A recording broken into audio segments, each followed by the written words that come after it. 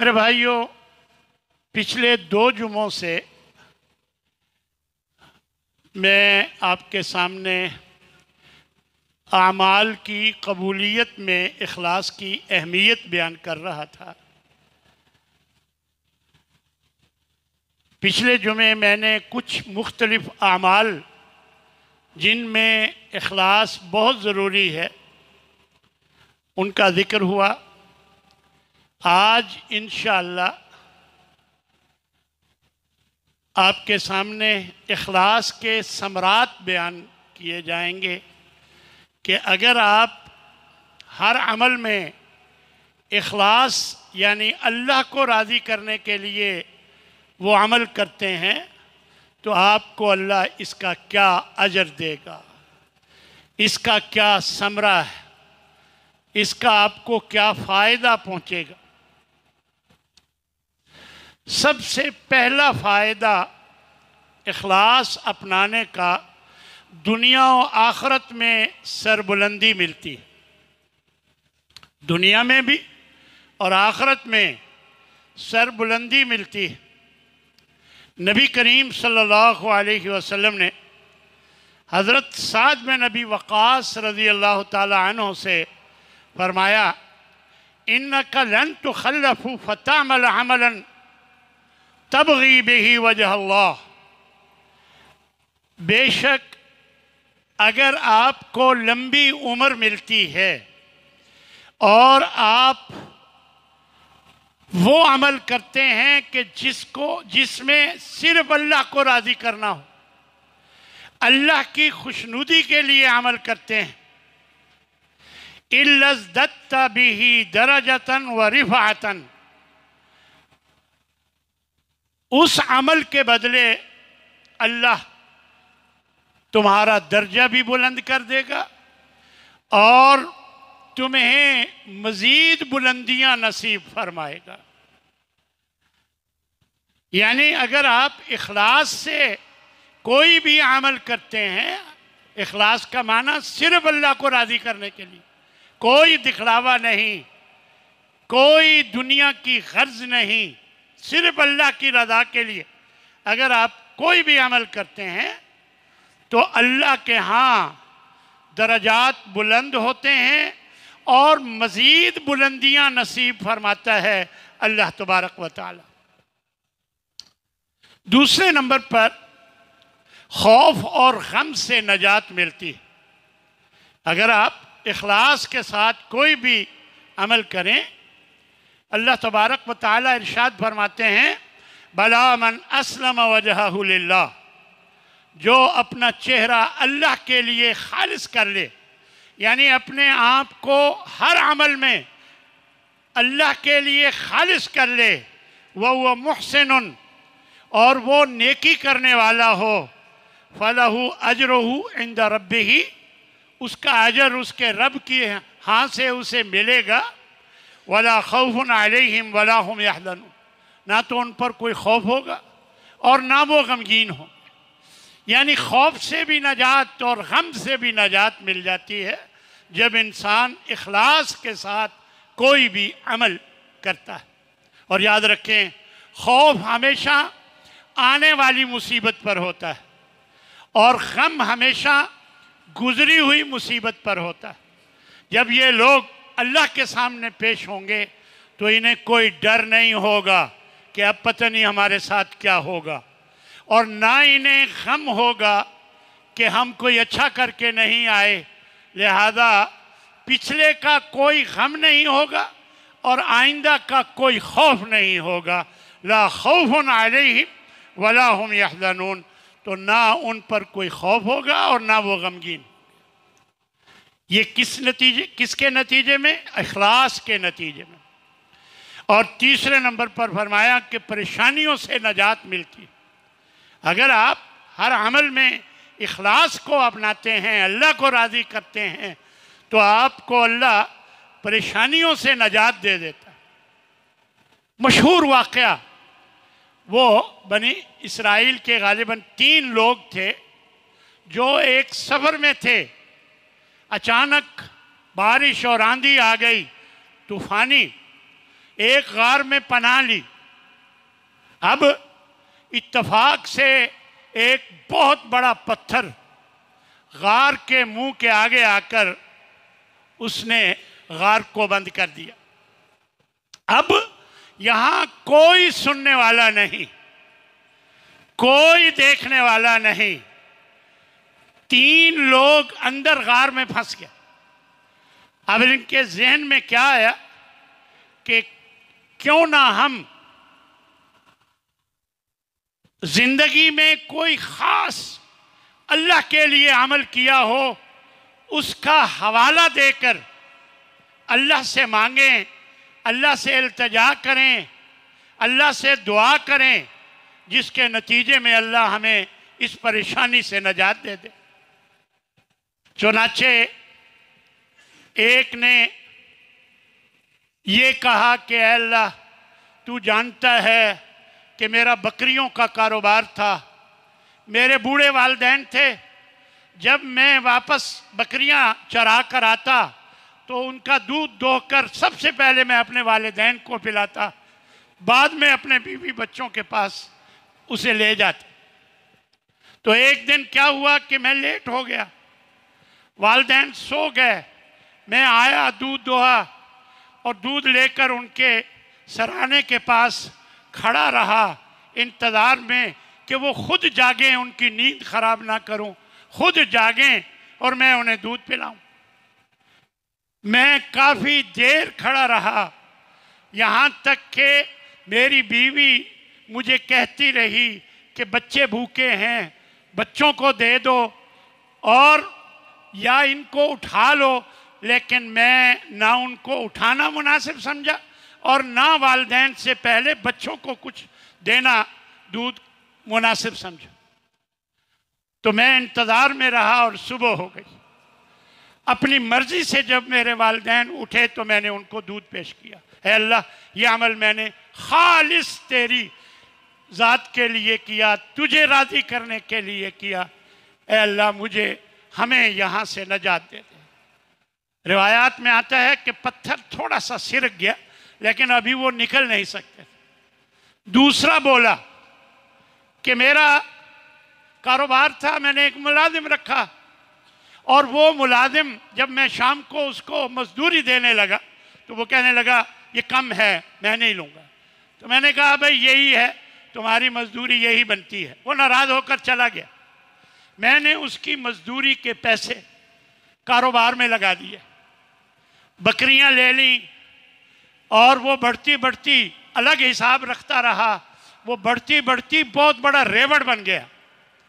جب وہ کئی سال کے بعد مجھ سے مزدوری کا مطالبہ کرنے آیا تو میں نے کہا ہاں، یہ ساری بکریاں تیری ہیں، تو لے جا۔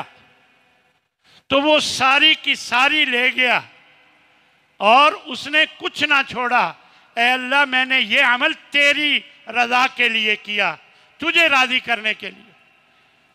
اے اللہ، ہمیں یہاں سے نجات دے۔ چنانچہ روایات میں آتا ہے کہ پتھر تھوڑا سا اور سرک گیا، لیکن نکل نہیں سکتے تھے۔ پھر تیسرا وہ بولا کہ میری اپنی چچا کی بیٹی سے بڑی محبت تھی، میں اسے غلط کام پر اکساتا رہا، لیکن وہ نہ مانی۔ آخر کار ایک دفعہ مجبور ہو کر کچھ پیسوں کی اسے ضرورت تھی، میرے پاس آئی۔ میں نے اس شرط پر کہ وہ اپنے آپ کو میرے سپرد کرے گی، میں نے کچھ پیسے اسے دے دیے۔ جب وہ میرے پاس اکیلے میں آئی اور مجھے اس نے اللہ سے ڈرایا کہ اللہ سے ڈر، تیرے لیے یہ کام حلال نہیں ہے، تو میں ڈر گیا اور میں نے اسے وہیں چھوڑ دیا اور اس کے پیسے بھی میں نے معاف کر دیے۔ اے اللہ، میں نے یہ تیری رضا کے لیے ایسا کیا، تجھے راضی کرنے کے لیے۔ اے اللہ، ہمیں یہاں سے نجات دے۔ تینوں نے ایک جملہ بولا، اور وہ کیا تھا؟ اللہم فإن کنت فعلت ذالک ابتغاء وجہک۔ اے اللہ، یقیناً یہ کام تیری رضا کے لیے ہم نے کیا، ففرج عنا ما نحن فی۔ اے اللہ، ہمیں اس مصیبت سے نکال دے۔ چنانچہ وہ پتھر ہٹ گیا، وہ آسانی سے نکل گیا۔ معلوم ہوا کہ اخلاص سے کیا ہوا عمل، اخلاص سے کیا ہوا عمل آپ کو پریشانیوں سے نجات دے سکتا ہے۔ ہر قسم کی پریشانی اللہ اسے دور کر سکتا ہے۔ چوتھے نمبر پر برائی اور بے حیائی سے بچنے کی توفیق ملتی ہے۔ جب بندہ خالص اللہ کے لیے کام کرتا ہے تو اللہ اسے توفیق دیتا ہے کہ وہ بے حیائی اور برائی سے بچ جاتا ہے۔ سب سے بڑی مثال حضرت یوسف علیہ السلام کی ہے۔ اللہ نے فرمایا وَلَقَدْ ہَمَّتْ بِهِ وَهَمَّ بِهَا لَوْلَا أَن رَأَىٰ بُرْهَانَ رَبِّهِ، فرمایا کہ وہ عورت، اس نے یوسف علیہ السلام سے برائی کا ارادہ کیا، اور وہ بھی ارادہ کر لیتا اگر وہ اللہ کی، اپنے رب کی برہان، دلیل نہ دیکھ چکا ہوتا۔ فرمایا كَذَلِكَ لِنَصْرِفَ عَنْهُ السُّوءَ وَالْفَحْشَاءَ، ہم نے اس سے اس بے حیائی اور برائی کو دور کر دیا، ہٹا دیا حضرت یوسف سے، اور فرمایا إِنَّهُ مِنْ عِبَادِنَا الْمُخْلَصِينَ، وہ ہمارے اخلاص والے بندوں میں سے تھا۔ یعنی یہ کیوں ہوا؟ اخلاص کی وجہ سے، وہ اخلاص والے بندوں میں سے تھے۔ اللہ فرما رہا ہے کہ وہ مخلص تھے اپنے دین میں، اپنے کاموں میں، اپنے اعمال میں، اس لیے ہم نے انہیں اس برائی سے، بے حیائی سے نجات دے دی۔ اسی طرح پانچویں نمبر پر اگر آپ اخلاص کے ساتھ عمل کرتے ہیں تو اللہ شیطان کی شر سے آپ کی حفاظت فرماتا ہے، شیطان کی شر سے آپ بچ جاتے ہیں۔ اللہ تبارک و تعالیٰ نے قرآن مجید میں فرمایا ہے قال رب بما اغویتنی لأزینن لهم فی الارض ولأغوینہم اجمعین الا عبادک منہم المخلصین۔ فرمایا یہ شیطان ابلیس اللہ سے کہنے لگا کہ اے میرے رب، اب تو نے مجھے گمراہ کر ہی دیا ہے تو اب میں ایک کام کروں گا، لَأُزَيِّنَنَّ لَهُمْ فِي الْأَرْضِ، زمین میں ہر غلط کام کو مزین کر کے لوگوں کے سامنے پیش کروں گا۔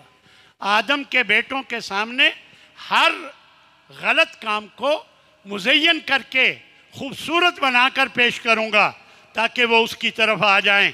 وَلَأُغْوِيَنَّهُمْ اجمعین، ان سب کو گمراہ کرنے کی پوری کوشش کروں گا، اور الا عبادک منہم المخلصین، صرف تیرے خالص اخلاص والے بندے بچ سکیں گے، باقی سب میرے داؤ میں آ جائیں گے۔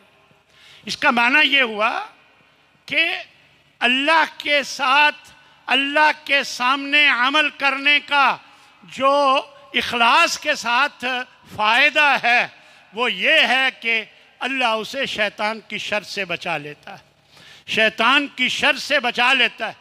خود شیطان کہہ رہا ہے کہ میں سب کو گمراہ کروں گا سوائے تیرے اخلاص والے بندوں، یعنی جو تیرے اخلاص والے بندے ہیں وہ بچیں گے، باقی سب کو میں گمراہ کر دوں گا۔ اسی طرح اگر آپ اخلاص کے ساتھ عمل کر رہے ہیں اور اسی حالت میں موت آ جاتی ہے تو خاتمہ اخلاص پر ہوتا ہے تو انسان جنت میں داخل ہوتا ہے۔ کتنا بڑا فائدہ کہ آپ اخلاص کے ساتھ عمل کر رہے ہیں، آپ کی موت کا وقت آ گیا اور آپ اخلاص کے ساتھ عمل کیے جا رہے تھے، موت کا وقت آ گیا تو آپ سیدھے جنت میں جائیں گے، کیونکہ نبی صلی اللہ علیہ وسلم نے ارشاد فرمایا من قال لا الہ الا اللہ، جو بھی لا الہ الا اللہ کہتا ہے ابتغاء وجہ اللہ، اللہ کی خوشنودی چاہنے کے لیے، اللہ کو راضی کرنے کے لیے جو بھی عمل کرتا ہے اخلاص کے ساتھ، ختم لہ بہا، اور اسی پر اس کا خاتمہ ہوتا ہے دخل الجنہ، وہ جنت میں داخل ہوگا۔ اور اسی طرح من صام یوما ابتغاء وجہ اللہ، جو کسی دن اللہ کی رضا کے لیے روزہ رکھتا ہے، ختم لہ بہا، اور اسی پر اس کا خاتمہ ہو جاتا ہے دخل الجنہ، وہ بھی جنت میں داخل ہو جائے گا۔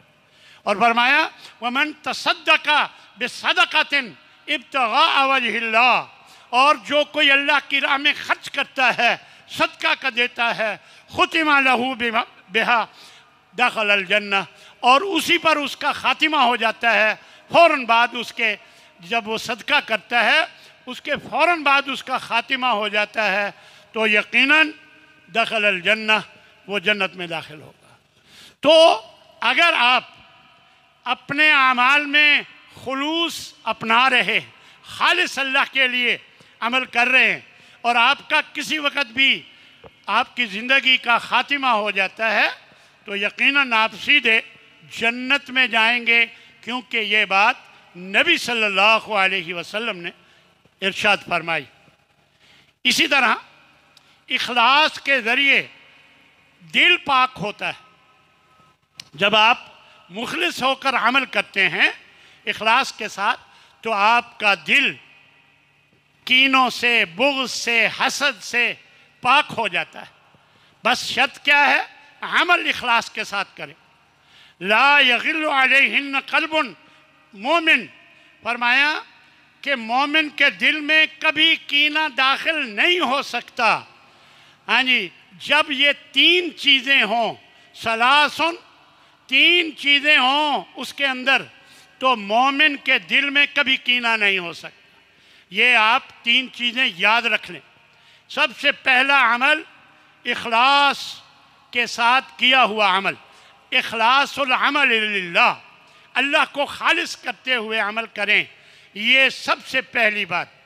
دوسرے نمبر پر وَالنَّصِيحَةُ لِوُلَاةِ الْمُسْلِمِينَ، مسلمانوں کے حکمرانوں کی خیرخواہی کرنا، مسلمانوں کے حکمرانوں کی خیرخواہی کرنا، ان کی غلطی پر انہیں ٹوکنا، انہیں بتانا، ان کی رہنمائی کرنا، ان کو غلط کاموں سے ہٹانا، بچانا، اس کی کوشش کرنا، یہ ان کی خیرخواہی۔ اور فرمایا وَلَزُومُ جَمَاعَتِهِمْ، اور مسلمانوں کی جماعت کو لازم پکڑنا، اکیلے زندگی نہیں، ایک جماعتی زندگی میں رہنا، جماعتی زندگی کے ساتھ اٹیچ رہنا جماعت کے ساتھ۔ وَإِنَّ دَعْوَتَهُمْ تُحِيطُ مِنْ وَرَائِهِمْ، کیونکہ اکٹھے رہ کر جو دعوت ہے، جو آپس میں اکٹھے رہ کر دعوت کا کام ہے، وہ بالکل ایسے جیسے ایک دیوار انسان کو بچا کے رکھتی ہے، تو یہ فرقہ بندی سے انسان کو، جماعت کے ساتھ رہنا فرقہ بندی سے انسان کو بچا کے رکھتا ہے، محفوظ رکھتا ہے۔ لہذا فرمایا یہ تین کام اگر ہوں تو انسان کا دل، مومن کا دل پاک ہو جاتا ہے کینے اور بغض سے۔ عمل میں اخلاص، حکمرانوں کے لیے خیرخواہی، اور تیسرے نمبر پر کہ ان کی جماعت کے ساتھ اٹیچ رہنا، جماعتی زندگی گزارنا، انفرادی زندگی میں نہ رہنا بلکہ جماعتی زندگی کے ساتھ رہنا۔ اسی طرح 8ویں نمبر پر اللہ کے عذاب سے نجات ملتی ہے۔ جب انسان اخلاص کے ساتھ عمل کرتا ہے تو اللہ کے عذاب سے نجات ملتی ہے۔ وَلَقَدْ ضَلَّ قَبْلَهُمْ أَكْثَرُ الْأَوَّلِينَ، پہلے لوگ اکثر ان میں گمراہ ہو گئے۔ فرمایا وَلَقَدْ أَرْسَلْنَا فِيهِمْ مُنذِرِينَ، تو ہم نے ان میں ڈرانے والے بھیجے۔ فَانظُرْ كَيْفَ كَانَ عَاقِبَةُ الْمُنذَرِينَ، تو آپ دیکھیے اے نبی، جن کو ڈرایا گیا ان کا کیا انجام ہوا جب وہ نہ ڈرے، ایمان نہ لائے تو ان کا کیا انجام ہوا۔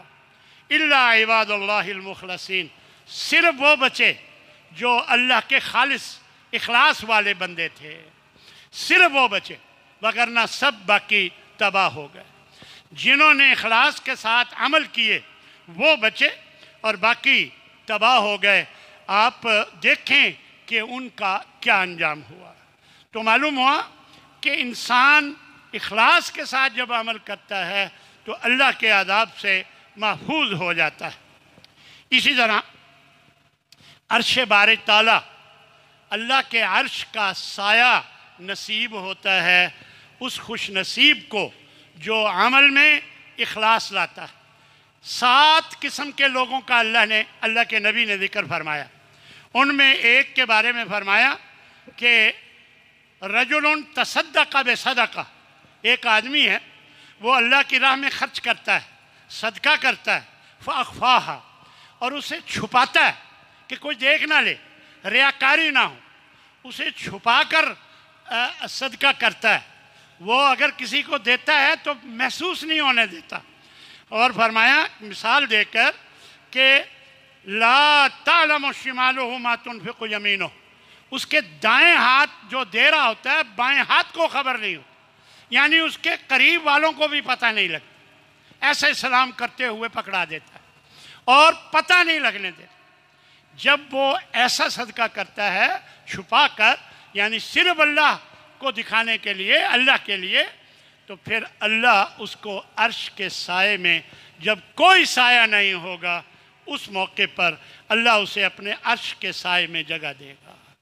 تو یہ بہت بڑی خوش نصیبی ہے کہ جس کو قیامت کے دن کوئی سایہ جب نہیں ہوگا تو عرش کے سائے میں اسے جگہ مل جائے۔ اسی طرح جہنم کے عذاب سے نجات ملتی ہے اور جنت میں داخلے کا سرٹیفکیٹ مل جاتا ہے جب انسان اخلاص کے ساتھ عمل کرتا ہے۔ قرآن مجید میں اللہ تبارک و تعالی ارشاد فرماتے ہیں اِنَّكُمْ لَذَائِقُ الْعَذَابِ الْعَلِيمِ، جہنمیوں کے بارے میں کہ بے شک تم اب دردناک عذاب چکھنے والے ہو، وَمَا تُجْزَوْنَ إِلَّا مَا كُنْتُمْ تَعْمَلُونَ، اور یہ تمہیں جو سزا مل رہی ہے یہ تمہارے اپنے کرتوتوں کا نتیجہ ہے۔ إِلَّا عِبَادُ اللَّهِ الْمُخْلَصِينَ، اس سزا سے صرف وہ بچیں گے جو اللہ کے مخلص بندے ہوں، اخلاص والے بندے جو ہوں گے۔ اولئک لہم رزق معلوم، ان کے لیے اعلیٰ رزق ہوگا، اور پھر آگے عزت والے ہوں گے اور جنت، نعمتوں والی جنت میں رہیں گے، اور آگے اللہ تبارک و تعالیٰ نے ان کو جو آسائشیں ملیں گی ان کا ذکر فرمایا۔ یہ کون لوگ ہیں؟ جو اللہ کے لیے مخلص ہو کر کام کرنے والے ہیں۔ تو میرے بھائیو، یہ 10 ثمرات ہیں اخلاص کے، اور اگر آپ اپنے عمل میں یقیناً اخلاص اپنائیں گے تو اللہ تبارک و تعالیٰ یہ 10 کامیابیاں آپ کو دے گا۔ اس کے نتیجے میں اللہ سے میں دعا کرتا ہوں کہ اللہ تبارک و تعالیٰ ہم سب کو اخلاص کے ساتھ عمل کرنے کی توفیق عطا فرمائے۔ میرے بھائیو، اخلاص کے منافی ہے ریاکاری۔ ایک طرف اخلاص ہے جس کا ذکر ہو گیا، اور دوسری طرف اس کے جو منافی ہے اس کے ضد میں متضاد وہ ہے ریاکاری۔ ریاکاری جو ہے وہ اخلاص کے بالکل برعکس ہے، اور جن سے اعمال انسان کے برباد ہو جاتے ہیں۔ آپ نے عمل بھی کیا، آپ اٹھے، سردی میں وضو کیا، لیکن آپ نے دل میں رکھا کہ میرے گھر میں آج مہمان آیا ہوا ہے تو میں آج جماعت کے ساتھ نماز پڑھوں گا، یہ کیا کہے گا؟ تو جیسے ہی آپ نے یہ سوچا، آپ کا وہ سارا عمل، اٹھنا جانا، نماز پڑھنا بھی بیکار ہو گیا۔ تو اعمال ضائع ہو جاتے ہیں ریاکاری سے۔ اور نبی صلی اللہ علیہ وسلم نے ایک موقع پر ارشاد فرمایا الا اخبرکم بما هو اخوف علیکم عندی من المسیح الدجال، کیا میں تمہیں وہ چیز بتاؤں جس پر یا جس کے بارے میں میں تم سے ڈرتا ہوں، تمہارے بارے میں اس عمل کے بارے میں نہ بتاؤں جو اگر تم کرو مجھے ڈر ہے کہ مسیح دجال کے فتنے سے بھی وہ بڑا فتنہ ہے، یعنی اس سے بھی بڑھ کر یہ غلط کام ہے جو مسیح دجال کا جو فتنہ ہے اس سے بھی بڑھ کر۔ صحابہ نے پوچھا یا رسول اللہ ضرور بتائیے، تو آپ نے فرمایا الشرک الخفی، یہ جو چھپا ہوا شرک ہوتا ہے جو نظر نہیں آتا بظاہر، یہ، اور وہ پھر اس کی وضاحت فرمائی ان یقوم الرجل یصلی، نماز کے لیے بندہ آتا ہے اور فَيُزَيِّنُ صَلَاتَهُ، بڑا بنا سنوار کر بڑا ہاتھ صحیح جگہ پر باندھتا ہے اور عین آگے دیکھتا ہے جہاں سجدے کی جگہ دیکھنا چاہیے، اور بڑے خشوع اور خضوع کے ساتھ الفاظ ہیں کہ نماز کو مزین کر کے پڑھتا ہے، لما یرا من نظر رجل، صرف اس لیے کہ اسے کوئی شخص دیکھ رہا ہے۔ اب وہ نماز کو مزین کیوں کر رہا ہے؟ صرف اس لیے کہ ایک شخص مجھے دیکھ رہا ہے۔ تو فرمایا یہ شرک خفی ہے، اور میں اس کے بارے میں تمہیں مسیح دجال سے بھی زیادہ اس کے بارے میں ڈرتا ہوں کہ اس کے فتنہ بھی بڑا خطرناک ہے، لیکن یہ عمل شرک خفی ریاکاری کا یہ اس سے بھی زیادہ خطرناک ہے۔ لہذا میرے بھائیو، اپنے عمل کو ریاکاری سے بچانے کی کوشش کریں۔ ایک اور روایت میں بالکل الفاظ یہی ہیں، مختلف الفاظ ہیں، تھوڑی سی بات یہی، اور اس میں فرمایا ان اخوف ما اخاف علیکم الشرک الاصغر، میں سب سے زیادہ تمہارے بارے میں جو ڈرتا ہوں وہ شرک اصغر ہے، شرک اصغر، چھوٹا شرک۔ تو پوچھا گیا یا رسول اللہ وہ کون سا ہے؟ تو آپ نے فرمایا الریا، ریاکاری۔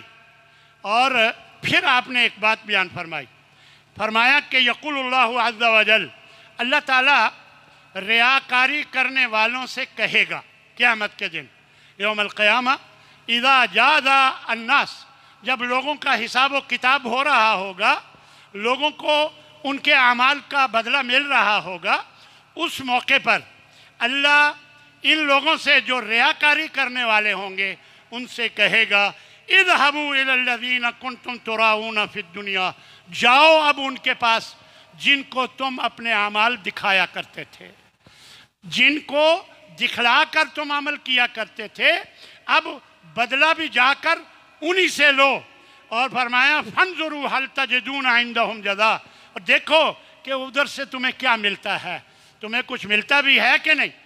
یعنی یہ اللہ ان لوگوں سے جو ریاکاری کرنے والے لوگ ہوں گے ان سے اللہ فرمائے۔ تو میرے بھائیو، ریاکاری جو ہے یاد رکھیں یہ منافقوں کی علامت ہے، یہ اللہ کا قرآن بتاتا ہے کہ یہ منافقین کی علامت ہے ریاکاری، کیونکہ اللہ نے منافقوں کے بارے میں ارشاد فرمایا ان المنافقین یخادعون اللہ وہو خادعہم، بے شک منافق کوشش کرتے ہیں اللہ کو دھوکہ دینے کی، لیکن اللہ نے انہیں دھوکے میں ڈالا ہوا ہے۔ فَإِذَا قَامُوا إِلَى الصَّلَاةِ قَامُوا كُسَالَىٰ، جب نماز کے لیے کھڑے ہوتے ہیں یہ منافق تو بڑی سست ہوتے ہیں، اچھا ابھی چل جاتے ہیں، ابھی تو اذان ہوئی ہے، ابھی تو لوگ ابھی آئے نہیں ہوں گے، ابھی تو پہلی رکعت ہو رہی ہے، میں پہنچ جاؤں گا، اچھا میں چلتا ہوں۔ یعنی یہ انداز اپناتے ہیں نماز کے لیے جب آتے ہیں، یہ نہیں آتے، یہ نہیں فرمایا کہ آتے نہیں ہیں، فرمایا جب نماز پڑھتے ہیں آتے ہیں تو قاموا کسالہ، وہ سست ہوتے ہیں۔ اور آگے فرمایا یراؤن الناس، لوگوں کو دکھلاوا کرتے ہیں، ولا یذکرون اللہ الا قلیلا، ایک سست ہوتے ہیں، دوسرا لوگوں کو دکھلاوا کرتے ہیں، لوگوں کو دکھاتے ہیں کہ ہم بھی آئے ہیں، اور تیسرا اللہ کا ذکر بہت تھوڑا کرتے ہیں، کبھی خیال آ گیا سبحان اللہ کہہ دیا بس، وگرنہ کثرت سے اللہ کا ذکر کرنے کا حکم ہے، اللہ کا ذکر کثرت سے کرو۔ لیکن تو منافق جو ہوتا ہے لا یذکرون اللہ الا قلیلا۔ میرے بھائیو، اللہ تبارک و تعالی ہم سب کی اصلاح فرمائے، ہم سب کو خالص نیت کے ساتھ عمل کرنے کی توفیق عطا فرمائے، ہم سب کو ریاکاری سے محفوظ رکھے، ہم اپنے عمل میں ریاکاری سے بچیں، کوشش کریں کہ صرف اللہ کی رضا کے لیے عمل کریں۔ سب سے پہلے جہنم میں 3 لوگوں کو لا کر ڈالا جائے گا، 3 لوگوں کو، یہ آپ نے اکثر یہ حدیث سنی ہوگی۔ سب سے پہلے نمبر پر کون ہوگا؟ شہید۔ اللہ تعالیٰ اسے اپنی نعمتیں گنوائے گا کہ میں نے تجھے صحت دی، دولت دی، سارا کچھ دیا، ہنر دیا، تو نے کہاں خرچ کیا؟ تو وہ کہے گا اے اللہ میں نے اپنی جوانی تیرے راستے میں لگا دی، میں جہاد پر گیا تھا، پہلے ٹریننگ لیتا رہا سالہ سال، میں نے اسلحہ سلکانا سیکھا، ہاں جی جہاد پر جا کر اسلحہ چلانا سیکھا، پھر میں نکل گیا وادی میں، پھر تیری راہ میں لڑتا رہا اور آخر شہید ہو گیا۔ تو اے اللہ میں تو اپنی زندگی میں نے قربان کر دی تیرے لیے۔ تو اللہ کیا فرمائے گا؟ کذبتا، تو جھوٹ بولتا ہے۔ اللہ اس وقت فرمائے گا تو جھوٹ بولتا ہے، تو نے یہ سب کچھ اس لیے کیا کہ لوگ تجھے جرت مند کہیں، لوگ تیری تعریفیں کریں۔ تجھے یاد ہے جب تو جہاد پر جانے لگا تھا تو گلے میں ہار ڈال کر تجھے لوگوں کے مجمع میں لے جا کر تجھے رخصت کیا گیا تھا، کتنا نمایاں ہو کر تو اچھل اچھل کر جا رہا تھا، اور یہ سب کچھ تو نے دنیا کے لیے کیا، اپنی نمائش کے لیے کیا، میرے لیے کچھ نہیں کیا۔ اور حکم ہوگا اسے اوندھے منہ گھسیٹ کر جہنم رسید کر دیا جائے۔ پھر دوسرے نمبر پر جس شخص کو لایا جائے گا وہ عالم اور قاری ہوگا، اچھا قرآن پڑھنے والا، اچھی تقریریں کرنے والا، علم رکھنے والا، عالم دین۔ اللہ تعالیٰ اپنی نعمتیں گنوائے گا، میں نے تجھے یہ دیا، وہ دیا، علم دیا، دولت دی، تو نے کہاں خرچ کیا؟